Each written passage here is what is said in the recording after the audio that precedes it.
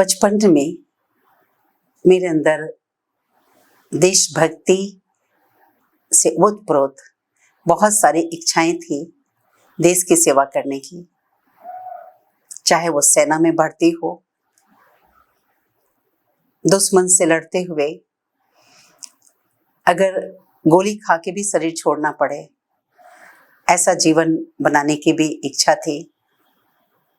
तो कहीं एक ऐसे रास्ते की तलाश थी जहाँ की खुद का जीवन भी ऊंचाइयों की ओर जावे और देश की सेवा करे।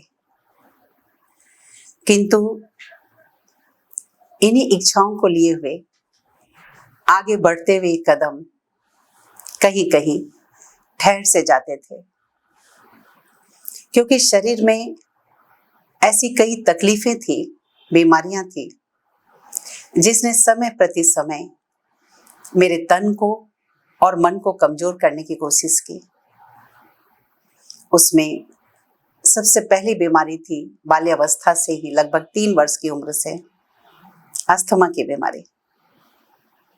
रात रात भर नींद नहीं आ रही है। कई डॉक्टर्स के द्वारा ट्रीटमेंट होती थी, खास करके एलोपैथिक के द्वारा। मेरे लिए घर में अनेक देवी देवताएं पूजे जाते थे।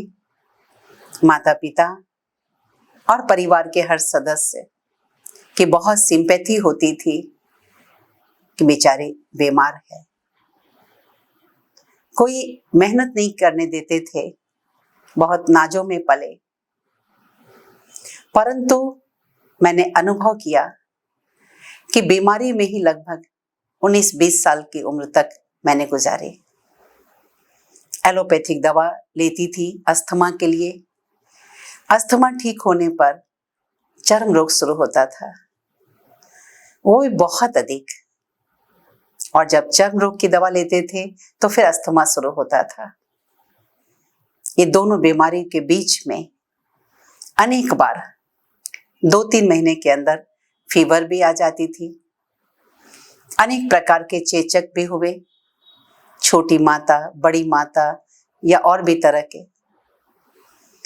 इन सभी बीमारियों में अनेक प्रकार की एलोपैथिक दवाइयाँ, टैबलेट्स, इंजेक्शंस, ये सब लेना पड़ा। शरीर में उसके साइड इफेक्ट को भी झेलते हुए आगे बढ़ती गई। आगे चलकर ऐसा भी दौर आया, खूब खांसी हुई। तो खांसी की दवा किसी ने लिखी और वो दवा का साइड इफेक्ट ये था कि मुझे फीवर शुरू हो गई, स्लो फीवर। उस स्लो फीवर से छुटकारा पाने के लिए कई तरह की मेडिसिन ले गई, होम्योपैथिक, आयुर्वेदिक, एलोपैथिक। यहाँ तक कि एलोपैथिक डॉक्टर्स ने भी बहुत मेहनत की, जांच करके रिजल्ट निकले कि किस कारण से बुखार है। लेकिन कभी कभी जांच में कोई बीमारी नहीं भी आती थी, अंदाज से भी उन लोगों ने कई इंजेक्शन दिए, कई तरह के ट्रीटमेंट की, इकोलाई, बीकोलाई, टीबी। इस प्रकार से अनेक प्रकार की दवाइयों के बावजूद भी बीमारियां और नए नए रूप से आके सामने खड़ी हो गई। और उसमें से आगे था माइग्रेन। फीवर तो था ही, लेकिन साथ साथ माइग्रेन। पूरा सिर ऐसे लगता था जैसे कि पस भरा हुआ है। हाथ पैर के तलवे बिल्कुल गर्म, आंखें बिल्कुल गर्म, गला हमेशा सूख रहा है। लेकिन फीवर सारे दिन भर में 4-5 बार बढ़ती थी, 1.5-2 बुखार। और उसकी फाइल बनाते थे कि डॉक्टर कहते थे कि आप लिखो चार्ट कि कब कब फीवर बढ़ती है। तो ऐसे ही सिलसिला चलता रहा।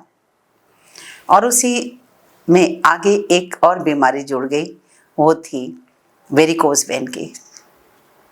पैरों में काले काले दाग, पता चला ये वेरिकोज है। उसमें भी ऐसी नौबत आ गई कि मैं जब खड़ी होती थी तो मेरे पैरों की अंगुलियां ऐसे टेढ़ी हो जाती थी, खड़ी नहीं हो पाती थी। मैंने कभी सोचा नहीं था उस समय कि मैं फ्री होकर चल पाऊंगी। तो इन सभी तरह के पड़ाव के बावजूद अंदर में एक खोज थी। दवाइयाँ तो मैंने बहुत खाई है, परंतु अभी कोई ऐसा रास्ता मिले जो परहेज करने से ये सभी बीमारी ठीक हो। इन सभी बीमारियों के कारण जो दवाइयाँ मैंने इतनी खाई, पता नहीं था कि आखिर बीमारी होती क्यों है। सिर्फ दवा दवा दवा, इंजेक्शन इंजेक्शन इंजेक्शन, और इनके कारण एसिडिटी, कॉन्स्टिपेशन, वजन का बढ़ना, लो बीपी, ये सब कुछ चलता रहा। आगे चल के मुझे एक बार बड़ी दीदी ने कहा कि आप एक नेचुरोपैथ थे, सीनियर बुजुर्ग भाई, कहा उनसे आप बात करो। तो मैंने सोचा इतनी दवाइयाँ खाई है मैंने, इतने बड़े बड़े डॉक्टर्स की, उनसे क्या होगा। लेकिन हाँ, बड़ों की बात मानने की आदत है, तो मैंने कहा ठीक है, मान लेते हैं। उस नेचुरोपैथ भाई ने जो मुझे बताया, सचमुच उसके बाद से मुझे जीवन में एक नया रास्ता नजर आने लगा, तन के स्वास्थ्य का, दवा रहित जीवन जीने का। और वो ये था, मुझे उन्होंने बताया लाइफ स्टाइल चेंज करो, चीनी खाना बंद करो, मिल्क प्रोडक्ट लेना बंद करो, और शुरुआत नेचुरल डाइट से करो। उन्होंने जो मुझे बताया, सवेरे 6:30 बजे खट्टा फल का जूस पीना है, 1 घंटे के बाद मीठा फल खाना है, दोपहर में स्प्राउट लेना है, अंकुरित लेना है, और शाम को अगर भूख लगे तो सूप लेना है, चाय नहीं। और फिर आप रोटी सब्जी खाओ, दाल नहीं, रोटी सब्जी खाओ। मैंने पहले दिन ही वो डाइट ली और इतना परिवर्तन हुआ, पहले दिन से बहुत ज़्यादा फायदा हुआ। तो ये यात्रा मैंने संक्षेप में आपको सुनाई है कि हम सभी के मन में अपने भोजन के प्रति, अपनी दैनिक दिनचर्या के प्रति और दवाओं के प्रति जो मान्यता है, कहीं ना कहीं कुछ हम मिस कर रहे हैं, कुछ ना कुछ हम कंफ्यूज हैं, जिसके कारण आज मनुष्य दिनों दिन अनेक प्रकार की बीमारी के चंगुल में फंसता जा रहा है। जबकि भारत की संस्कृति मनुष्य को स्वस्थ रखने की संस्कृति थी, दवा रहित संस्कृति थी। क्या वो जीवन आज भी संभव है? बिल्कुल संभव है। संयम नियम मानव जीवन की शोभा है। वो संयम नियम फिर से तब आएगा जब हम इस विषय पर और गहराई से जानेंगे, अध्ययन करेंगे। मैंने देखा कि उन दिनों 19-20 साल की उम्र तक मेरे तकिए के पास ही दवाइयाँ रखी रहती थी, दवाइयों के सहारे ही जीवन था। लेकिन आज के डेट में मैं कोई दवा नहीं लेती हूँ, और ये सभी बीमारियाँ जिसका जिक्र मैंने किया है आपसे, सभी बीमारियों से मैं मुक्त हूँ। मैं ये नहीं कहती कि 100% मेरी डाइट नेचुरल हो गई है, लेकिन पहले से बेहतर है, जितना जितना मैंने फॉलो किया है।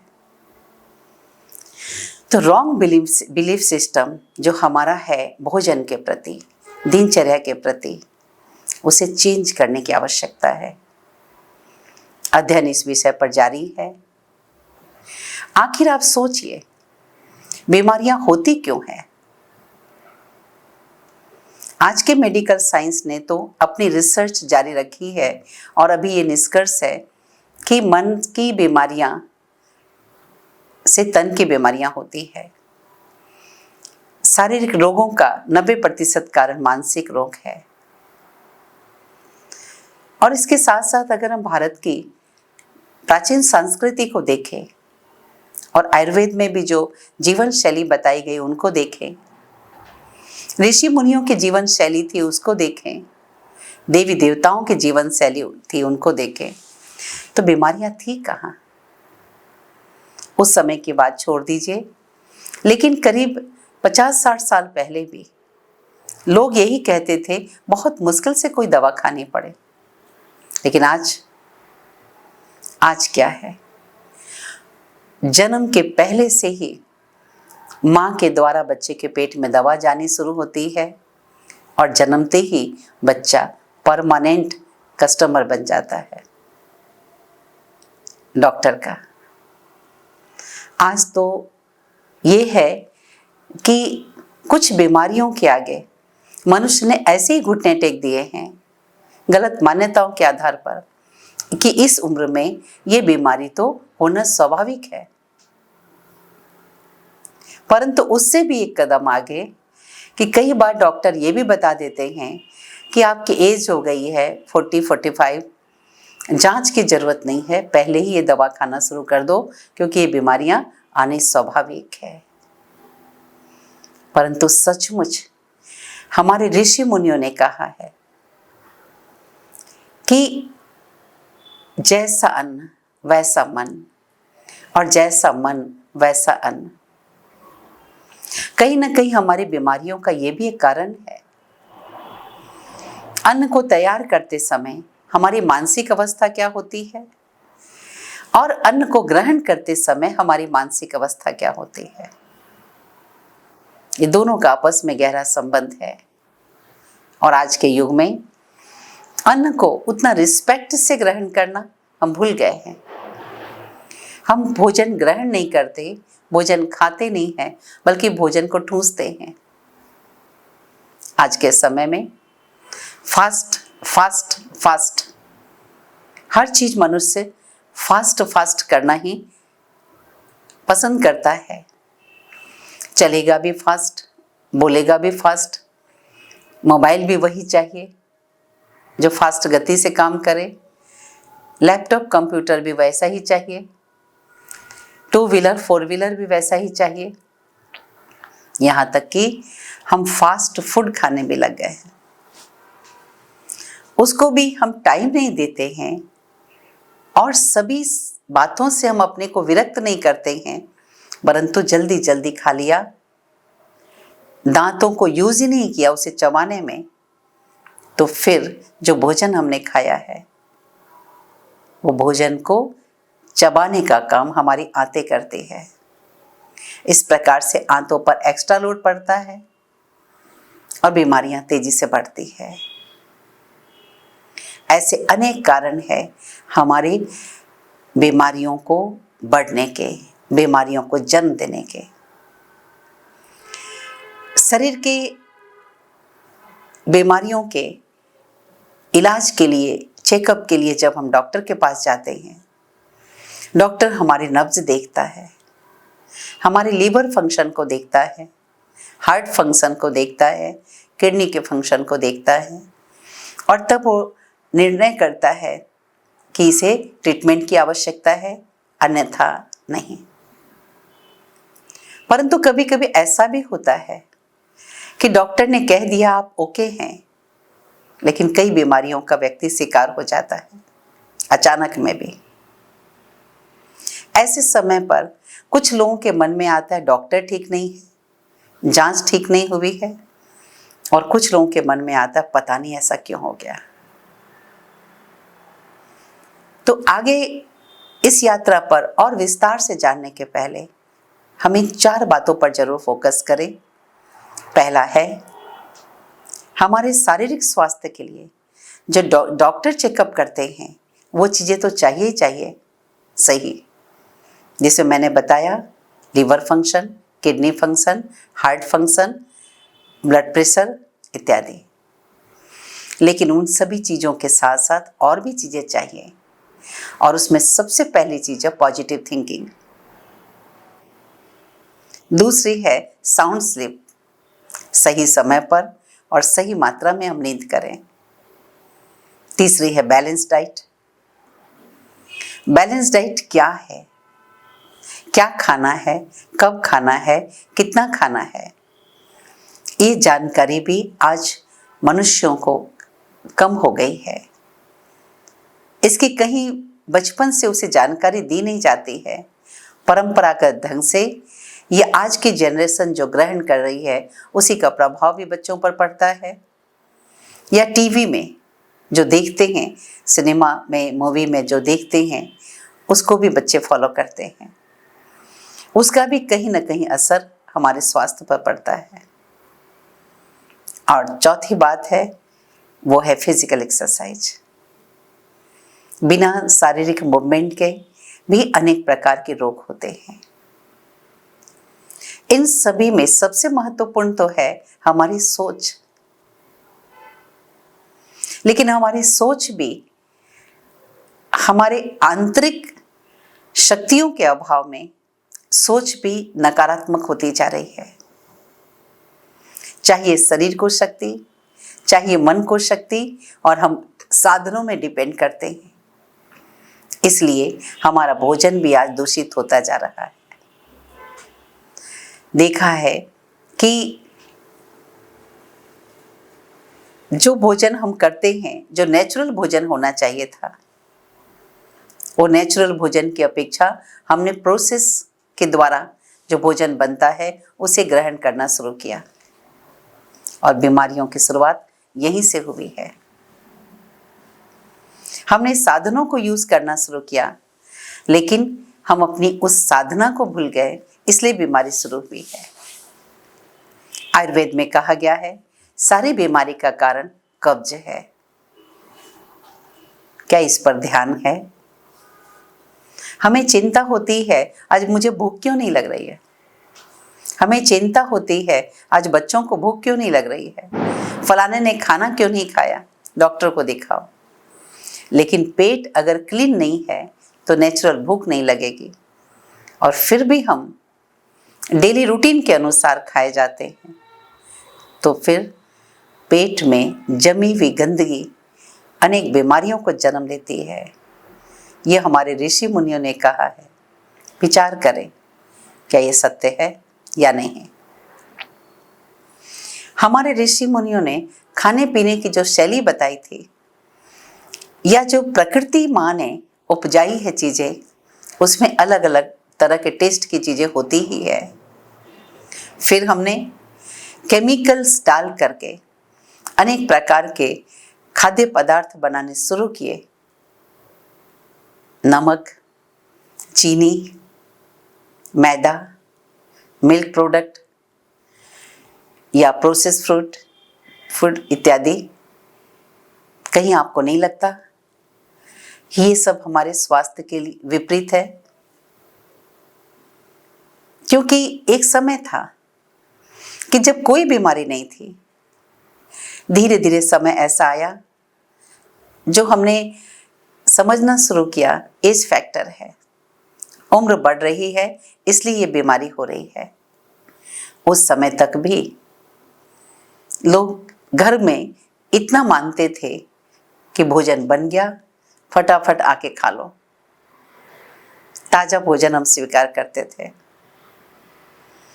अब मनुष्य ने धीरे धीरे बिजनेस पर्पस से भी और अपनी सीमित समझ के साथ भी अनेक प्रकार के आविष्कार किए। हॉटकेस, माइक्रोवेव, फ्रीज इत्यादि, और धीरे धीरे खाना को बार बार गर्म करना, बार बार उसे पका करके रखना हमने करना शुरू किया, और अंत में ऐसी स्थिति में पहुंच गए बीमार बीमार बीमार। आज तो यही है कि हमने मान के चलना शुरू कर दिया ये बीमारी तो स्वाभाविक है, दवा खाना तो स्वाभाविक है, जीवन ऐसे ही चलता है। विचार करें, आया है वो तो संसार में जाएगा ही, लेकिन 90% बीमारियों को क्या हम अपने संयम नियम से ठीक कर सकते हैं? जी हाँ, जरूर कर सकते हैं।